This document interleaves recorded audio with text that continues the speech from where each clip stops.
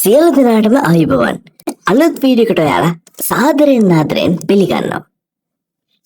Electric වාහන ගැන ඔයාලට කිව්වහම බොහෝ වෙලාවට ඔයාගේ හිතට එන්නේ ටෙස්ලා.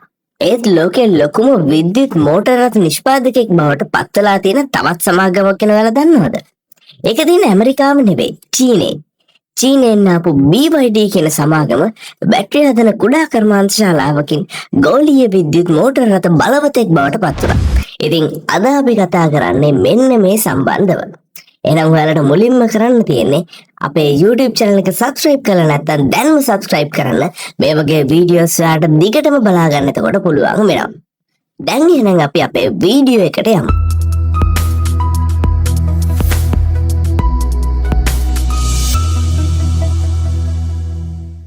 BYD සමාගම ආරම්භ වන්නේ 1995 දී චීනයේ ෂෙන්ෂෙන් කියන නගරේ. ඒ මෝටර රථ හදන සමාගමක් විදිහට නෙවෙයි, බැටරි හදන සමාගමක් විදිහට. ඒ කාලේ චීන ආර්ථිකය ගොඩ නැගිලා තිබුණේ. ලෝකයටම ජංගම දුරකථන, ලැප්ටොප්, කැමරා වගේ දේවල් වලට බැටරි උනේ වුණා.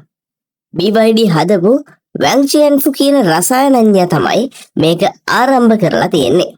ඔහුට ඕනේ වුණා ජපන් සමාගම වලට වඩා ලාභෙට හොඳ බැටරියක් හදන්න. ඔහු ඒක කරා. BYD ඉක්මනින් ලෝකේ ලොකුම බැටරි සපයම් කරුවෙක් බවට ඔවුන් පත් වුණා. දැන් මං කියවනේ ඔවුන් බැටරි හදන සමාගමක් කියලා. දැන් අපි බලමු කොහොමද මේ බැටරි නිෂ්පාදනය කරන සමාගම මෝටර රථ ලෝකෙට පිවිසෙන්නේ කියලා. 2003 දී BYD ලොකු පියවරක් ගත්තා. ඔවුන් ක්වින්චයන් කියන අසාර්ථක වුණු මෝටර රථ සමාගමක් මිලට ගත්තා. බොහෝ දෙනෙක් හිතුවේ මේක අනතුරුදායක තීරණයක් කියලා. බැටරි හදන සමාගමක් මෝටර රථ හදන්න? ඒත් වැන්ෂුවෙන්ෆුට ඒක ලොකු සිහිනයක් වෙලා තිබුණා. ඔහු හිතුවා ඉදිරියේදී අනිවාර්යයෙන්ම මේ මෝටර නිෂ්පාදන කර්මාන්තයට විද්‍යුත් විප්ලවයක් එනවා කියලා. බැටරි හදන තාක්ෂණය ඔවුන් ගාව තිබ්බ හින්දා ඒක වුණ ලොකු පිටුවහලක් වුණා. ඒක හින්දා ටික කාලයකින් BYD මෝටර රථ සැලසුම් කරලා හදන්න පටන් ගත්තා. මුලින් ඔවුන් නිෂ්පාදනය කරේ පෙට්‍රල් මෝටර රථ. ඔවුන් ඇත්තටම කවදා හරි තමන්ගේ ඉලක්කයට යනවා කියන බලාපොරොත්තුවෙන් තමයි මේ පෙට්‍රල් මෝටර රථ නිෂ්පාදනය කරේ. එහෙනම් අපි දැන් බලමු BYD පළමු විද්‍යුත් පියවර ගැන. ඔවුන් 2008 දී BYD FTDM කියලා ලෝකේ පළමු ප්ලග්-ඉන් හයිබ්‍රිඩ් මෝටර රථය හඳුන්වා දුන්නා. ඒකට පුළුවන් වුණා විදුලියෙන් සැතපුම් 60ක් යන්න. ඉතින් මේ සැතපුම් 60ට පස්සේ පෙට්‍රල් එන්ජින් එකකට මාරු වෙන්න තමයි මේ වාහනේ නිෂ්පාදනය කරලා තිබ්බේ. ඒ කාලේ හැටියට මේක ඊටාම විශාල දෙයක්.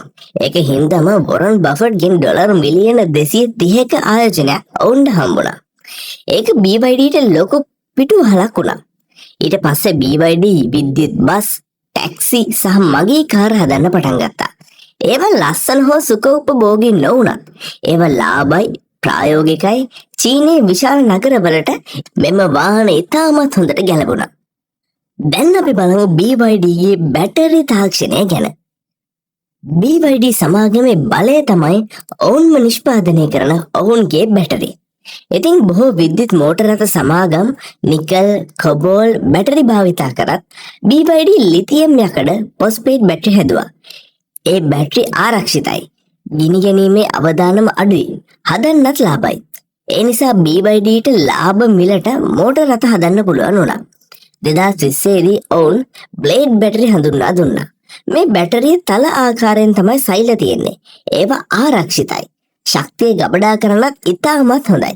පරීක්ෂණ වලින් පෙන්නුවා මේ බැටරිය බිඳුනත් ගිනි ගන්නේ නැහැ කියලා. මේක තාක්ෂණ ලෝකයේ EV කර්මාන්තයට ලොකු පිම්මක් වුණා. BYD මගේ කාර් එකක් විතරක් නෙවෙයි. ඔවුන් ලෝකයේ ලොකුම විද්‍යුත් බස් නිෂ්පාදකයා කියලා හඳුන්වන්න පුළුවන්. ලන්ඩන්, ලොස් ඇන්ජලිස් වගේ නගරවල BYD බස් පවා තියෙනවා. BYD චීනයේ විතරක් නෙවෙයි, යුරෝපයේ, ආසියාව වගේ තැන්වලත් මේ වෙද්දි වෙළඳ පොලේ හොයාගෙන එන තත්යකට පත් වෙලා තියෙනවා. ඉතින් දැන් මේ තාක්ෂණික විප්ලවයත් එක්ක ගෝලීය යෝධයෙක් බවට මේ BYD සමාගම පත් වෙලා තියෙනවා. BYD දැන් ගෝලීය සමාගමක්. බ්‍රසීලය, තායිලන්තය, හංගේරියා වගේ රටවල කර්මාන්ත ශාලා පිහිට වෙලා තියෙනවා. 2022 දී ඔවුන් යුරෝපයේ, ඕස්ට්‍රේලියාවේ, ගිනිකොන දිග ආසියාවේ කාර්ය කරන්න පටන් ගත්තා. 2023 දී BYD ටෙස්ලාව අභිභවා ලෝකෙ ලොකුම EV විකුණුම්කරුව බවට පත් වුණා.